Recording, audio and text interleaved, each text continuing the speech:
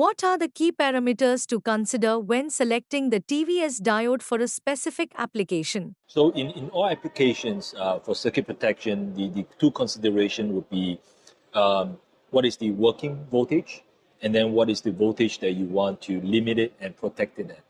So the working voltage, the working maximum, that will be critical. And then during protection, what is the clamping voltage or the voltage when it's being protected? That is also critical. And the circuit protection, TVS diodes and syndactors, they are classified or rated by the amount of surge current that they can handle. So over voltage protectors are rated by current, just like how over current protectors are rated by voltage. So we typically think about the current rating and then, of course, the working and the protection voltages. What is the primary function of a high power TVS diode? So a diode is a TVS diode is essentially a voltage clamp, and high power TVS diode means to say that when it is clamping the voltage, it can handle a large amount of current. And in the power electronics in the power arena today, there is more and more of a need for transient protection on power supplies, therefore needing all these high power TVS diodes. So essentially, you're looking at high voltage DC, you're looking at AC power supplies, where in the past maybe it's more sheltered or maybe the application is not exposed, but today it is, and therefore there's a need for high power TVS protection devices. What is the difference between unidirectional and bidirectional TVS diode? So a bidirectional TVS diode will behave the same in both the positive and the negative polarity, whereas a unidirectional TVS diode obviously only protects in one direction and just allows current to flow through in the opposite direction. So an easy way to understand it would be if a signal, let's say, is from 0 to 5 volts, then a unidirectional TVS would be good enough. If, for example, a signal is AC, or let's say AC power supply, where the voltage will swing from positive to negative 230 volt, then a bidirectional TVS diode would be needed. What is the impact of TVS diode capacitance on high-speed signal integrity?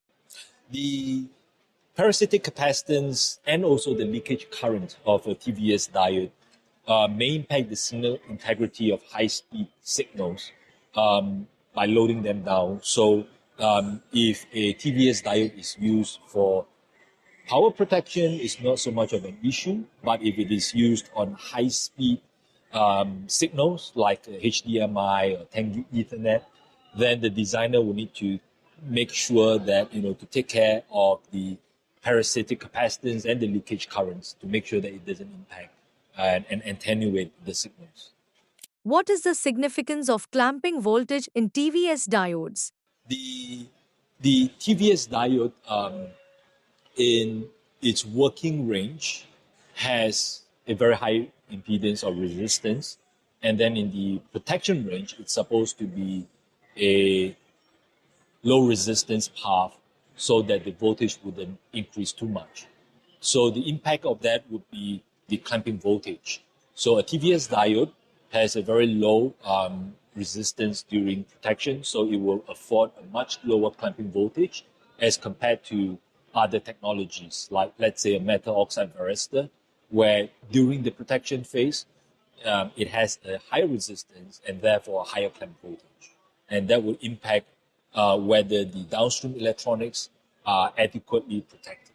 What design considerations are important for minimizing the impact of high-power TVS diodes on high-speed signal lines? There are two ways around protecting high-speed signal lines.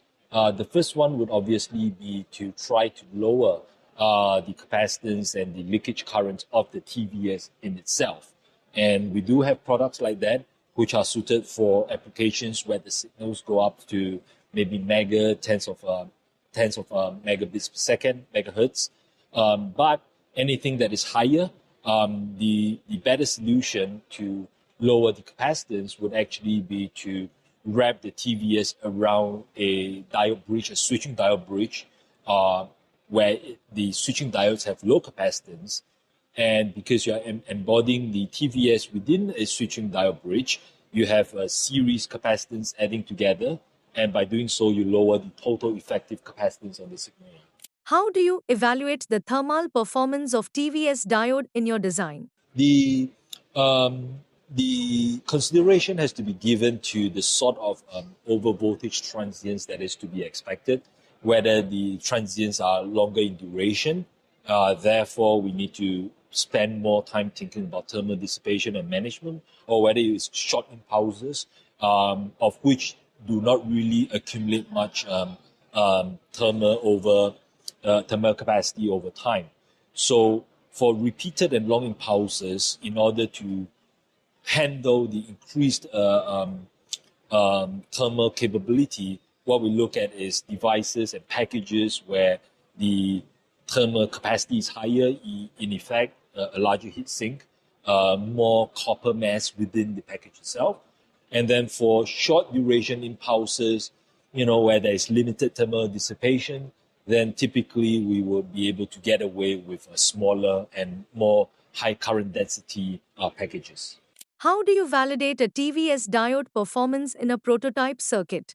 The process is typically circuit protection would have to be considered upfront rather than be left as an afterthought during compliance. So what I mean is that a lot of the times what we observe is that a design is done, and then when it's trying to gain compliance, that we troubleshoot and we find issues that the system or the circuit is not well protected against the system requirements.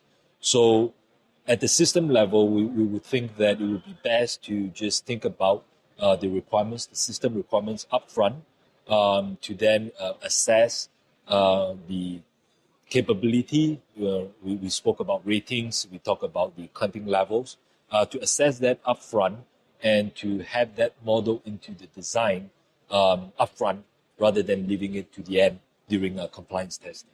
What simulation software do you use to design a circuit with TVS diodes? For limited signal integrity simulations, SPICE would normally be sufficient.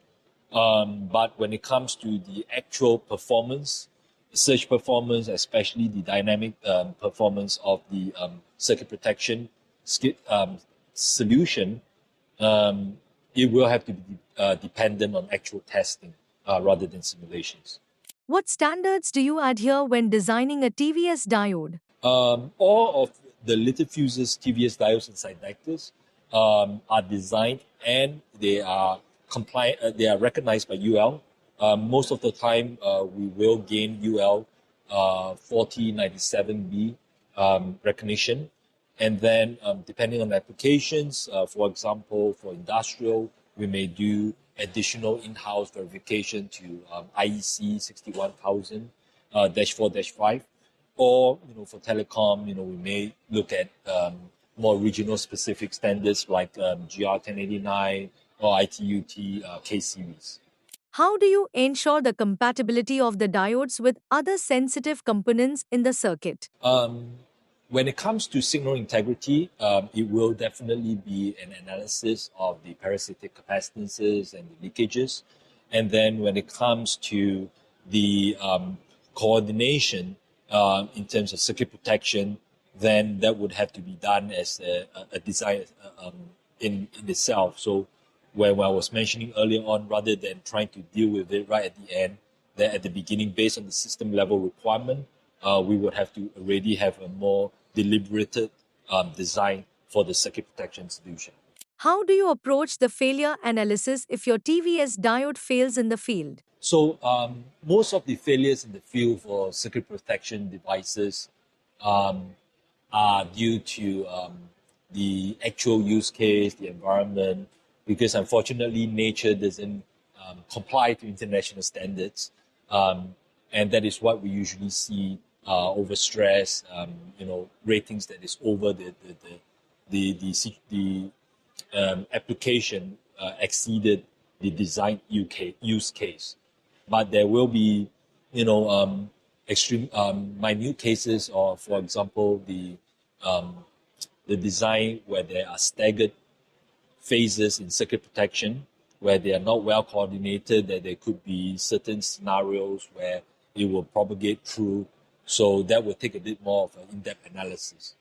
So the first thing we do is to look at what is the sort of damage on the silicon itself, how it manifests itself, and then from there on to try to then figure out which case it is. Are there any recent innovations or additions to your diodes? So So what we have noticed recently is that there is more and more usage of not just TVS or MOV or sidectors in any particular use case, but a combination of these devices. So for example, in AC protection and high voltage DC protection, we are seeing that customers are starting to embrace the combination of sidectors and MOVs. So they are trying to see that how to get the best of both worlds. Of course, every solution has its advantages and its disadvantages. But it seems like for power protection recently being exposed, voltage swells being a concern, low clamping voltage being needed for solutions to be afforded, like silicon carbide, MOSFETs, and IGBTs. So you need limited clamping voltages. Their customers are starting to be more creative and using combination of components in the solutions. What future trends do you see in the field of surge protection technology? We see that customers are becoming more demanding on the clamping voltage, the range between the clamping voltage and the working voltage, that they would like the clamping voltage to be much lower than before. And this is primarily driven by downstream electronics being more sensitive, particularly when this involves compound semiconductors like silicon carbide or gallium nitride devices.